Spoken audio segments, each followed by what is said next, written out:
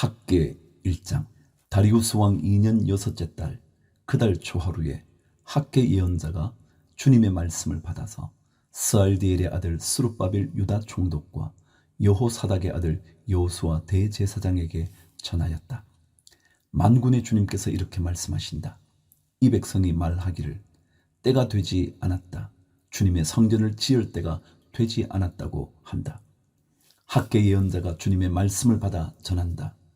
성전이 이렇게 무너져 있는데 지금이 너희만 잘 꾸민 집에 살고 있을 때란 말이냐? 나 만군의 주가 말한다. 너희는 살아온 지난날을 곰곰이 돌이켜 보아라. 너희는 씨앗을 많이 뿌려도 얼마 거두지 못했으며 먹어도 배부르지 못하며 마셔도 만족하지 못하며 입어도 따뜻하지 못하며 품꾼이 품삯을 받아도 구멍난 주머니에 돈을 넣음이 되었다. 나 만군의 주가 말한다. 너희는 각자의 소행을 살펴보아라. 너희는 산에 올라가서 나무를 베어다가 성전을 지어라. 그러면 내가 그 성전을 기껍게 여기고 거기에서 내 영광을 드러내겠다.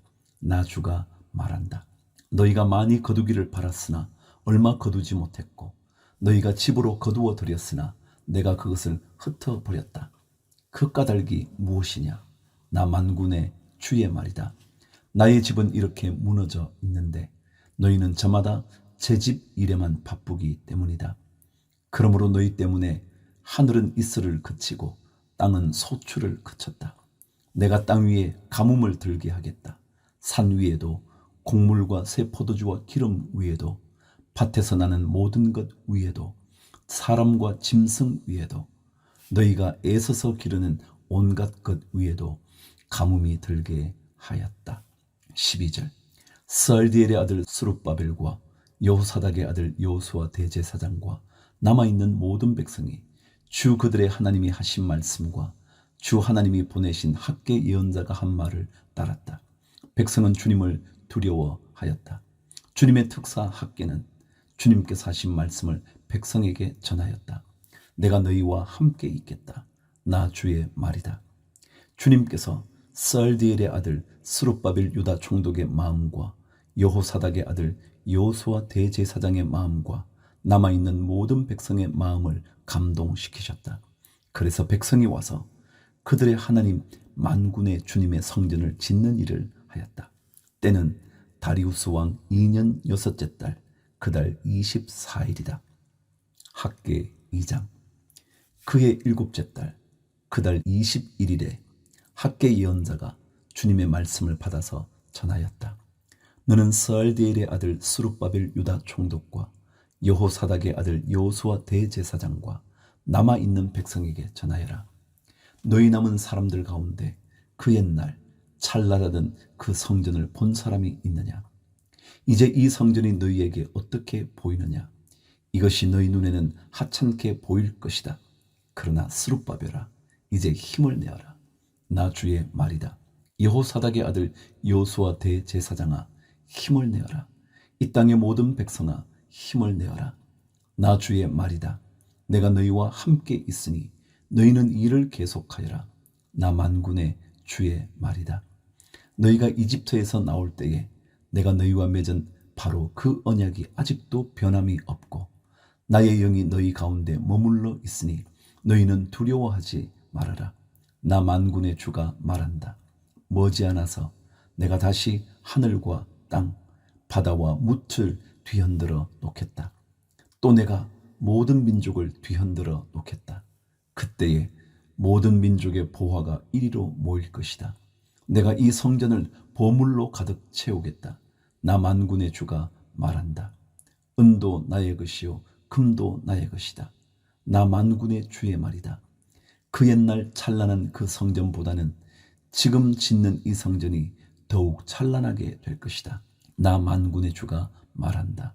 내가 바로 이곳에 평화가 깃들게 하겠다. 나 만군의 주의 말이다. 다리우스 왕 2년 9째 달 24일에 주님께서 학계 예언자에게 말씀하셨다. 나 만군의 주가 말한다. 너는 제사장들에게 율법의 가르침이 어떠한지 물어보아라. 어떤 사람이 거룩하게 바쳐진 고기를 자기 옷자락에다가 쌌는데 그 옷자락이 빵이나 국이나 포도주나 기름이나 다른 어떤 음식에 닿았다고 하여 이러한 것들이 거룩하여 지느냐고 물어보아라. 학개가 물어보니 제사장들이 그렇지 않다고 대답하였다. 학개가 또다시 시체에 닿아서 더러워진 사람이 이 모든 것 가운데서 어느 것에라도 닿으면 그것이 더러워지는지를 물어보니 제사장들이 그렇다고 대답하였다. 이에 학개가 외쳤다. 이 백성은 정말 더러워졌다. 이 민족은 내 앞에서 정말 그렇다. 나 주의 말이다. 그들이 손으로 하는 모든 일이 그렇고 그들이 제단에 바치는 것도 모두 더러워졌다.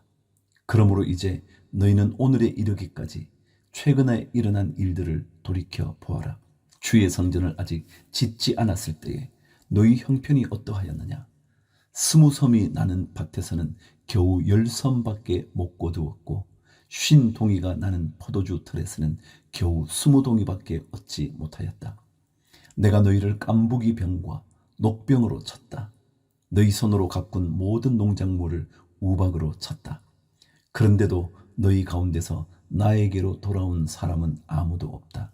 나 주의 말이다. 너희는 부디 오늘 9째 달 24일로부터 주의 성전 기초를 놓던 날까지 지나온 날들을 마음속으로 곰곰이 돌이켜 보아라. 곡간의 씨앗이 아직도 남아 있느냐? 이제까지는 포도나무나 무화과나무나 석류나무나 올리브나무에 열매가 맺지 않았으나 오늘부터는 내가 너희에게 복을 내리겠다. 20절. 그달 24일에 주님께서 다시 학개에게 말씀하셨다. 너는 스룹바벨 유다 총독에게 이렇게 전하여라. 내가 하늘과 땅을 뒤흔들겠다. 왕국들의 왕좌를 뒤집어 엎겠다. 각 민족이 세운 왕국들의 권세를 내가 깨뜨리겠다. 병거들과 거기에 탄 자들을 내가 뒤집어 엎겠다. 말들과 말을 탄 자들은 너희끼리 칼부림하다가 쓰러질 것이다. 나 만군의 주의 말이다. 스알디엘의 아들 나의 종 스룹바벨아, 그날이 오면 내가 너를 높이 세우겠다. 나 주의 말이다. 너를 이미 뽑아 세웠으니 내가 너를 내 옥새로 삼겠다. 나 만군의 주의 말이다. 스가랴 1장. 다리우스 왕 2년 8째 달에 주님께서 이또의 손자이며 베레기야의 아들인 스가랴 예언자에게 말씀하셨다. 나 주가 너희 조상들에게는 크게 화를 내었다. 그러므로 너는 백성에게 알려라. 만군의 주가 말한다. 너희는 나에게로 돌아오너라. 만군의 주가 말한다. 나도 너희에게로 돌아간다. 만군의 주가 말한다. 너희는 너희 조상을 본받지 말아라. 일찍이 예언자들이 만군의 주님께서 말씀하신다고 하면서 너희의 조상에게 악한 길과 악한 행동을 모두 버리고 어서 돌이키라고 외쳤다.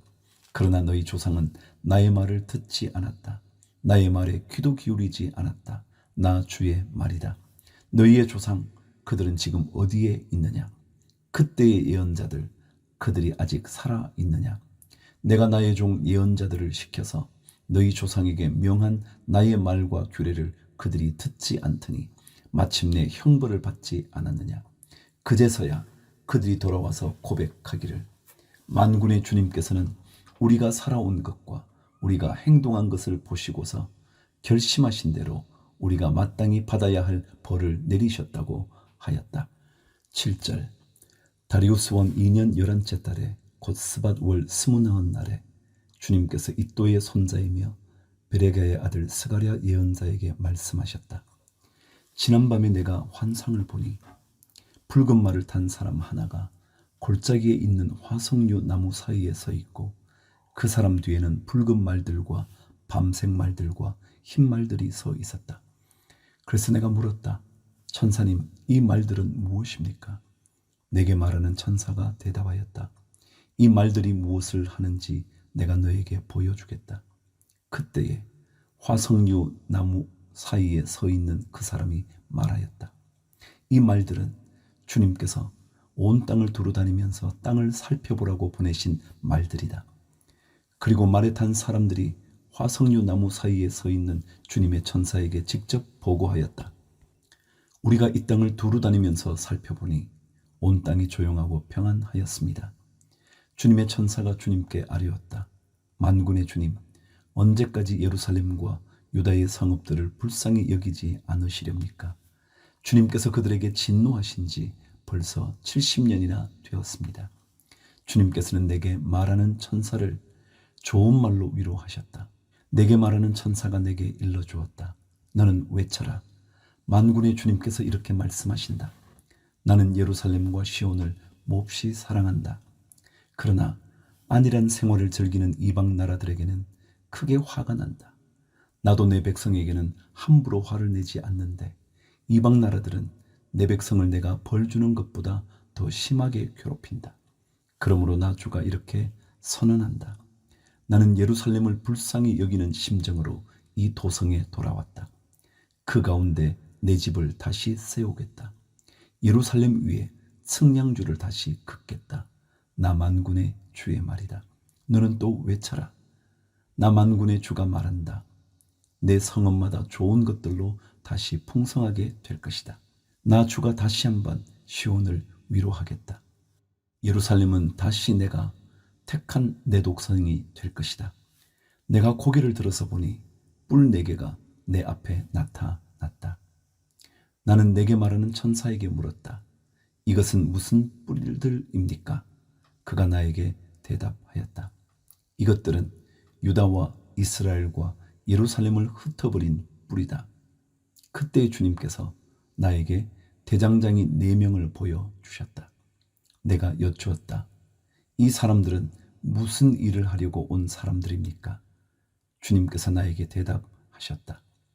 이 뿔 넷은 유다 사람을 뿔뿔이 흩어지게 하여 유다 사람이 감히 머리도 쳐들지 못하게 만든 나라들이다. 그러나 대장장이 넷은 곧 유다 땅을 뿔로 들이받아 백성을 흩어버린 이방 나라들을 떨게 하고 그 이방 나라들의 뿔을 꺾으려고 온 사람들이다. 스가랴 2장. 내가 고개를 들어보니 측량줄을 가진 사람이 하나 나타났다. 내가 그에게 물었다. 어디로 가십니까? 그가 나에게 대답하였다. 예루살렘을 재서 그 너비와 길이가 얼마나 되는지 알려고 간다. 그때 내게 말하는 천사가 앞으로 나아가자 다른 천사가 그를 맞으려고 나와서 그에게 말하였다. 나는 저 젊은이에게 달려가서 이렇게 알리라. 예루살렘 안에 사람과 짐승이 많아져서 예루살렘이 성벽으로 두를 수 없을 만큼 커질 것이다.